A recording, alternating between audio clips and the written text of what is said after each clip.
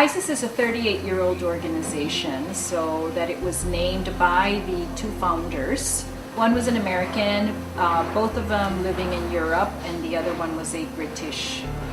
They named it after the Egyptian goddess of knowledge and wisdom. Sister Mary John, one of the founders of ISIS here too, who was at her urgency that maybe the Philippines should be the place where you bring ISIS International. ISIS started basically at a kitchen table. Women talking about the need to inform other women of what women around the world were working on.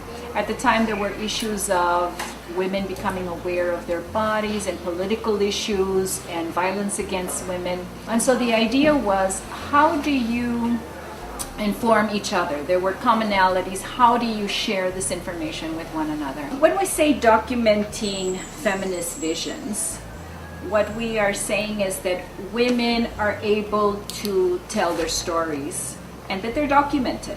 So it is connecting the local with the global.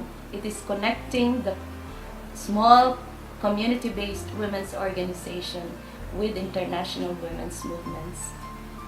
And it is through documentation that things then take on a life of their own. So our contribution is through the activist school.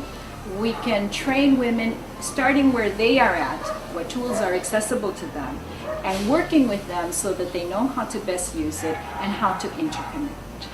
We do gender sensitivity training, and we engage various sectors, but we focus mainly on community, women's groups, community-based organization. Critical communication comes from an assumption that every time you communicate, power is implicated in it. But if you are critical, you are able to use the tools in a way that can be empowering for people who are often marginalized and left out of the mainstream. Mainstream media have so many problems. Sometimes many of their communication practices are rife with sexism.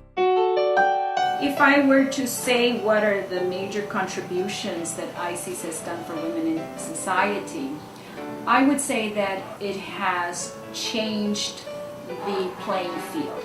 I would say that that's probably one of the biggest contributions that ISIS has made to a number of women, and particularly grassroots women, marginalized women, who have seen the media as something that's out there, a celebrity, but not something that they themselves can do.